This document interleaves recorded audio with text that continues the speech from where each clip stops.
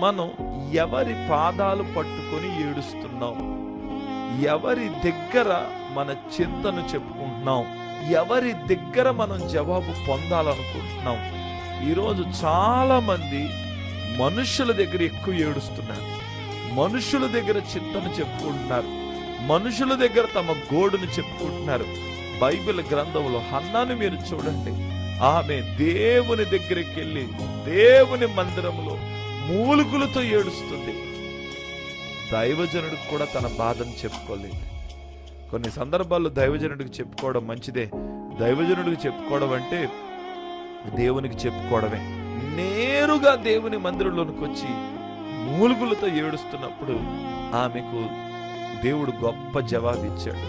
Deep connection కావాలా? Deep connection ఎలా వస్తుంది? డీప్ కనెక్షన్ ఎలా మనం నిలబెట్టుకోగలం? డీప్ కనెక్షన్ మన జీవితంలోనికి